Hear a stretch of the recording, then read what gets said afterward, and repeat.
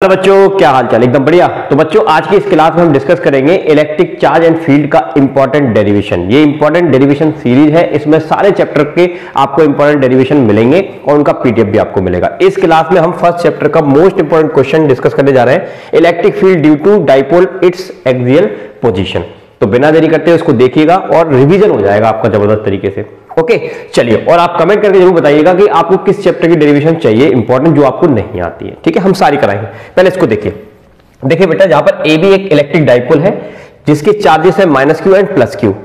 इनके बीच का जो डिस्टेंस है वो 2a माना है बेटा। अगर ये मिड पॉइंट है तो ये डिस्टेंस a होगा, तो ये कितना होगा? a। तभी तो ये ab का डिस्टेंस कितना हो गया बेटा? 2a हो गया। वेरी गुड, ठीक। हमें इसकी एक्सियल मतलब एक्सिस पर दोनों चार्जेस को मिलाने वाली जो लाइन होती है वो एक्सिस होता है, और उसी एक्सिस को अगर आप इधर की तरफ आगे बढ़ा देंगे तो एक्सियल पोजीशन हो जाएगी। उस एक्सियल पोजीशन में पॉइंट P पर हमको इस डाइपोल के कारण हमको क्या निकालना है? इलेक्ट्रिक फील्ड निकालना है। ठीक है बेटा, तो हम मिड पॉइंट से उस पॉइंट का डिस्टेंस हमने मान लिया कितना है? r है। तो बताइए आप अपने मैथमेटिक्स से BP का डिस्टेंस कितना होगा? देखो, यहां से यहां तक का r है बेटा, और O से B तक का a है। तो बड़े डिस्टेंस में तो छोटा घटा दोगे तो ये कितना मिल जाएगा? r माइनस e मिल जाएगा। समझ में आई बात बेटा? चलो, बहुत बढ़िया।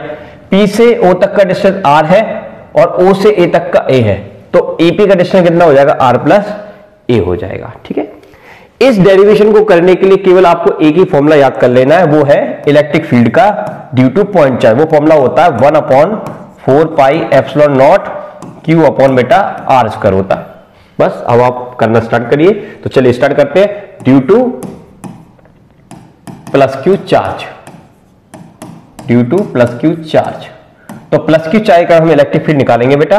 तो इलेक्ट्रिक फील्ड कितना आएगा? तो देखिए, उसको मैं नाम दे रहा हूं E1, और हम ओनली नेगेटिव लेकर चलेंगे तो हम साइन के साथ करेंगे। तो +q चार्ज है तो हम लिखेंगे इसको 1/4πε0 +q, और अपॉन में आता है डिस्टेंस उस चार्ज से। तो इस चार्ज से इसका डिस्टेंस कितना है बेटा? r minus a। तो हम यहां पर क्या रखेंगे बेटा? r माइनस a का स्क्वायर। ये फॉर्मूला है और ये इसको हमने अप्लाई कर दिया। क्लियर है बेटा? बहुत बढ़िया। अब सिमिलरली हम निकालेंगे ड्यू टू -q चार्ज। ठीक है बेटा, चलिए। तो बताइए कितना आएगा? तो आपका आ जाएगा E2 बराबर 1/4πε0 -q upon r plus a का स्क्वायर, क्योंकि अब ये चार्ज से ये वाला पॉइंट इतनी दूरी पर है। ठीक है बेटा, ये आ गया। अब हम क्या करेंगे? Net hence net electric field at point P is.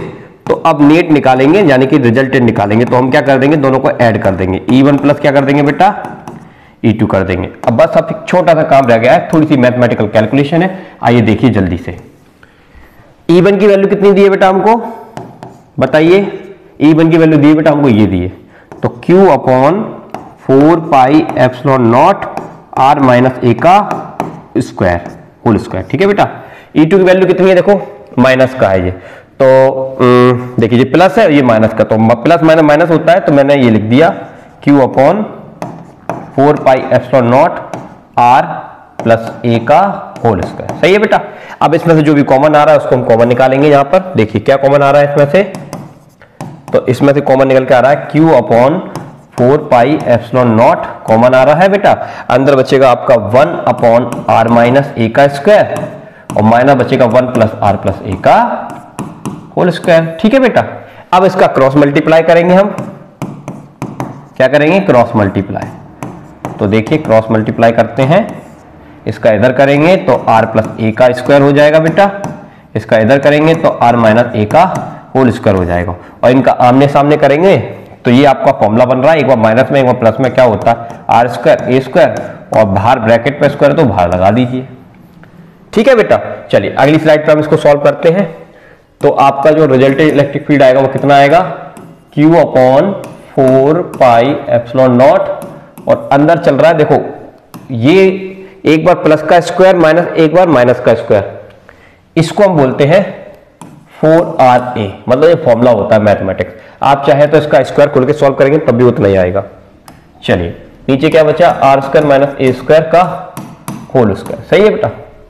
अब हमने क्या करना है, यहां पर थोड़ा सा और मैथमेटिक्स लगाएंगे। इसको मैं 4 को इस तरह से लिख रहा हूं 2 और ए के साथ लिख रहा हूं, तो बच्चा 2 उसे इस आर के साथ लिख रहा हूं, कोई खास बात नहीं है।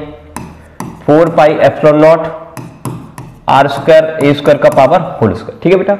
अब हमको पता है अपने नॉलेज से Q इंटू 2A क्या होता है बेटा, P होता है। This is dipole movement, dipole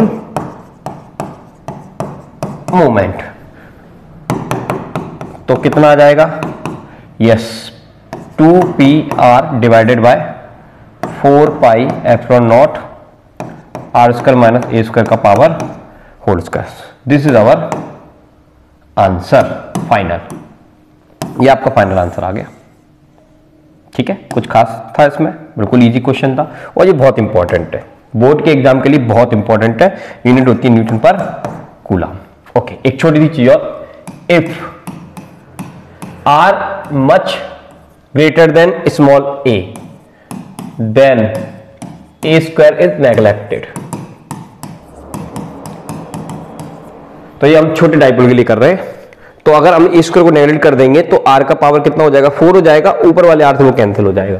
तो आपको मिल जाएगा ये formula 2p divided by 4 pi epsilon naught are square minus r q आ जाएगा। कितना आ जाएगा, आर क्यू।